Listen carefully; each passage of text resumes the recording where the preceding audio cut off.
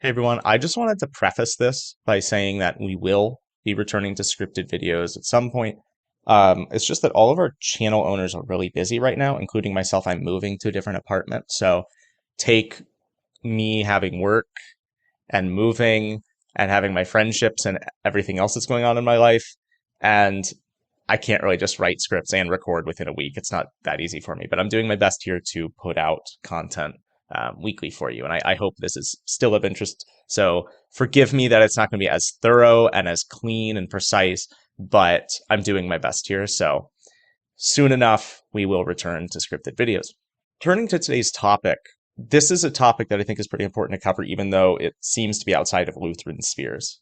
Specifically, we're going to be covering the dialogue within, it appears like the Reformed Baptists and tiny bit of like Reformed in general, just Reformed Baptists are kind of their own breed, about the use of Thomas Aquinas. Because a lot of Reformed Baptists and just Protestants in general have found Thomas Aquinas of great help. Say in the past 10 years, I think there's been a revitalization of interest in Aquinas from the Protestant perspective. And then there's a group that says that this is all really, really bad and we need to avoid Aquinas almost at all costs. I don't think that the latter is correct. I think that is fundamentally false, and so I want to examine that view today. A lot of this is going to be based on bad interpretations of Aquinas. So first, Owen Strachan, for example, says that Aquinas teaches that man can be saved by reason alone. There's no citation for this at all. I've read a lot of Aquinas' stuff. I've read books on Aquinas from secondary sources, from very reputable ones, and I've never seen anybody say this. But Owen Strachan says this confidently, and he claims he's an apologist. I mean, he's supposed to be a big figure and authority on this kind of stuff in his own head, and he puts material out, like articles and books and such, but he's just blatantly wrong on a basic understanding of Tomism here. Second, Strachan says that Aquinas believes that we can comprehensively know God in himself. Again, Aquinas says quite the opposite in the Summa Theologia, Part 1, Question 12, Article A, response to Objection 3. He's saying that we cannot know God comprehensively because God transcends all reason or all understanding of man, that we need grace in the beatific vision, which we will not have in this life. Again, Strachan doesn't actually defend the notion that Aquinas says otherwise, that Aquinas teaches that we can understand God comprehensively. Again, Book 3, Chapter 55, the Summa Contra Gentiles, says the exact opposite. But Strachan hasn't backed down on that. Next, Strachan also says that Thomism is sourced from analytic theology, which I don't know how you can say that. I suppose he could be talking about modern Thomism. Like, let's say he's talking about modern Thomists. Well, there is a school of Thomism that interacts with and uses the tools of analytic philosophy, but Thomism as a whole is predated analytic philosophy by 800 years. I don't understand where he gets this.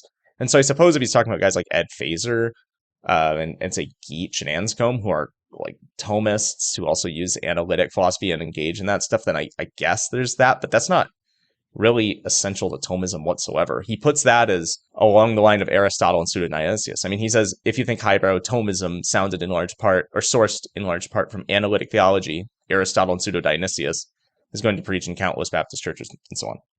I mean, he says that as though somehow Thomism is sourced equally or similarly in Aristotle, Pseudo-Dionysius, and then analytic theology. This is just blatantly false. I don't get it at all. I mean, this immediately should show us we can't take these guys seriously whatsoever.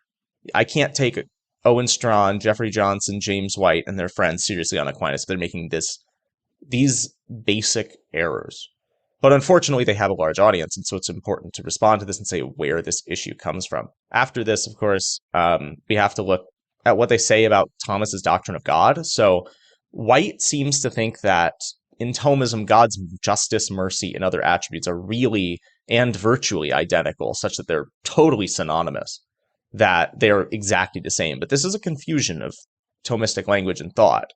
Thomists say that these attributes are named differently because we have understanding of God through created perfections or created things. So God has something analogous to omniscience, analogous to mercy, and so on, such that God has no metaphysical parts. They aren't different, but that there's simply God in himself. All these attributes are names given as we interpret what God does in reality. So they truly spring from God. There is something like God's mercy, something like God's wrath, something like God's justice. And we have to see that through different effects he causes, but because God transcends logic so much, or transcends our understanding of reality so much, we have to say, well, this is only analogous and God is simple. White's just wrong. Like, either he misunderstands Aquinas on a basic level, or he's just actively misrepresenting him. Either, of course, is totally false. And where does this all come from? Like, why is this the case? I think number one is just straight up Romophobia, which is when they're just afraid of Roman Catholics entirely.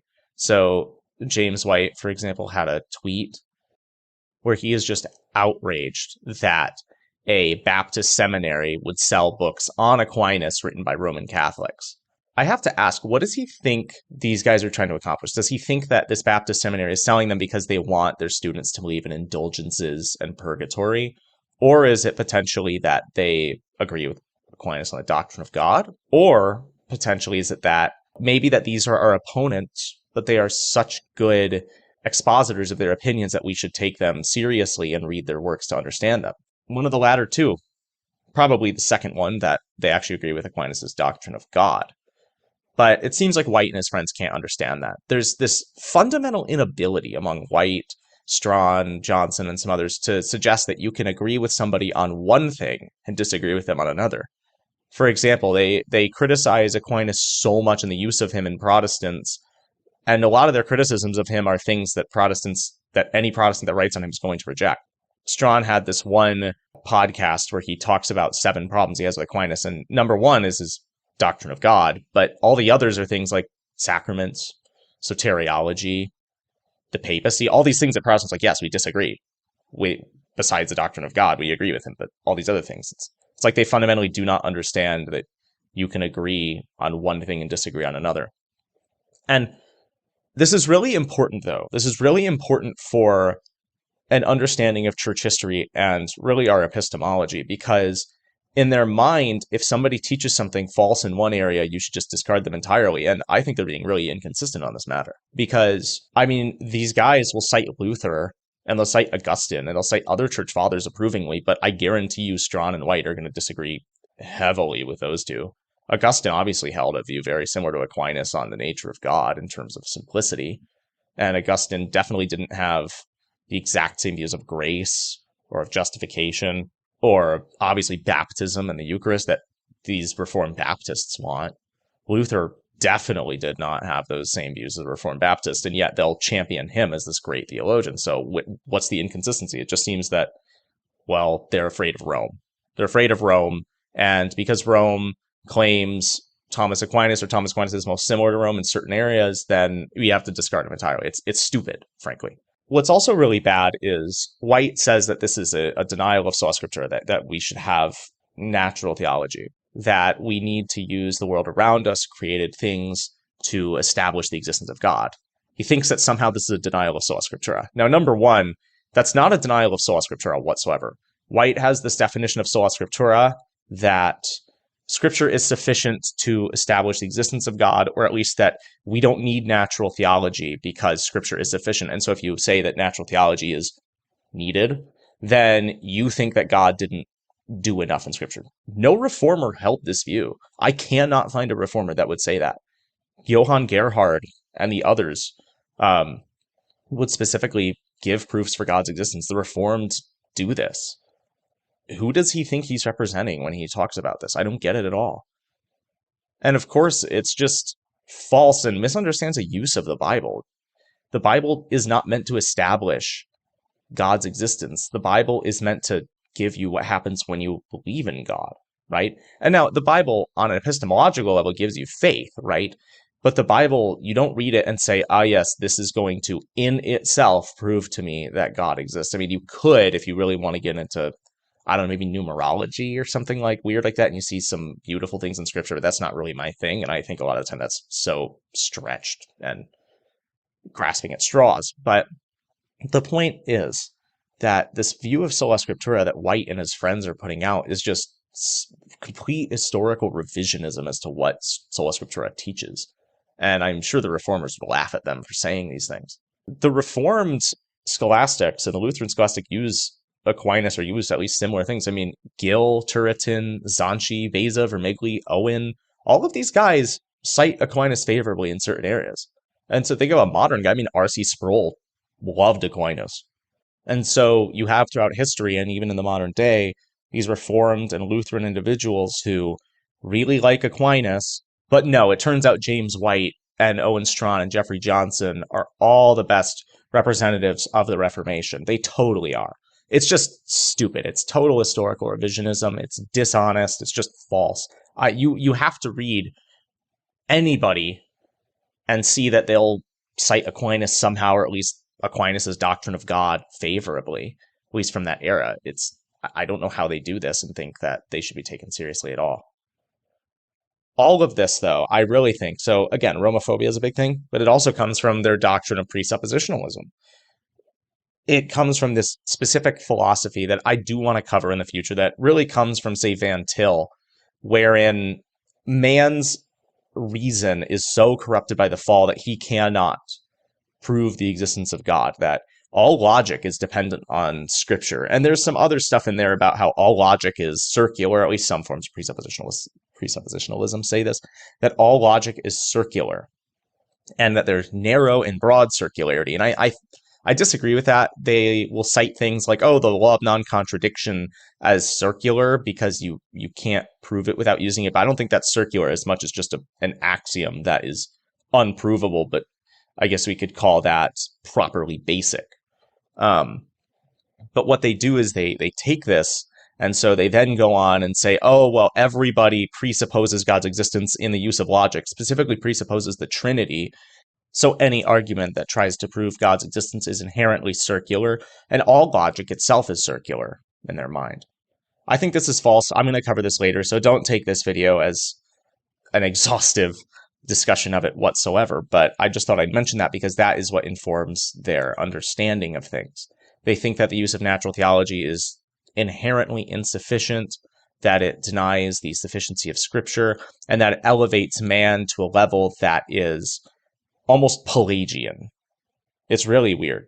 I can't find it too much early on in Reformed authors whatsoever. But what also matters here is that they're really inconsistent, because it's not like, oh, Van Til was just this figure who solely studied Scripture and only used scriptural categories and discussions. No, he was heavily influenced by Kant and Hegel.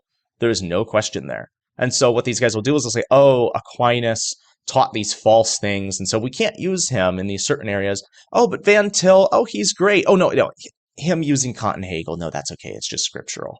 That's just totally inconsistent. It's a double standard. And it's really infuriating, because it'd be one thing if they just said, no, Thomas Aquinas' system is philosophically incorrect. Van Til, Kant, and Hegel, they are correct when synthesized correctly. It'd be one thing if they just said that. But it's another to say, oh no, we just use Scripture, but it's ultimately just a specific interpretation of Scripture informed by Hegelianism and Kantianism. I do think that there is some value to this discussion, though, in clarifying the use of Aquinas and the figures that surround him, because a lot of people do get enraptured by Aquinas' brilliance. When I was younger, I was definitely enraptured by it, and he truly is brilliant, or was a brilliant man. But what's important is that we don't agree with him on everything. Aquinas can give some great arguments for God's existence. He can give great arguments in theology. If you want to find somebody to disagree with and have a tough opponent to refute, it's going to be Aquinas. He's great for that. But there is a reason the Reformation happened, of course. We disagree with Aquinas on purgatory, on indulgences, on his understanding of certain sacraments, on the papacy, just tons and tons of stuff. We disagree with him, but his theology proper is orthodox. It is. I wouldn't even necessarily call myself a Thomist. I've been leaning more in the Scotian direction, but Aquinas' stuff is actually really good anyway. I still find it very interesting and helpful. And so there is a balance that we need to strike. Just as we read anybody, we need to understand them correctly as to what they're saying, and then recognize well, how can I use this person faithfully to them? And how can I use them without compromising the most important things in this world, which are those things that God tells us about himself and has revealed in Jesus Christ. From here on out, I'd recommend that you guys do read some Aquinas and read the scholastics in general. Of course, you're at this channel, we're scholastic Lutherans. So read Aquinas, read secondary sources on him. That stuff is great. But at the same time, immerse yourself also in Protestant thought, because what happens a lot is these guys will read Aquinas and the people surrounding him are secondary sources and say, wow, Aquinas was so smart. There's no Protestant that's ever been like this. And then they just ignore the entirety of the Protestant scholastic tradition. Johann Gerhard, Martin Chemnitz, Vermigli, Zanchi, Turretin, these guys were geniuses. Of course, I disagree with those last three because they're reformed, but I still acknowledge their intelligence. So with all this in mind, honestly, I hate to say it, but I would not take James White and his friends very seriously when they talk about Aquinas. I think they are thoroughly misinformed or actively lying about the history of the Reformation.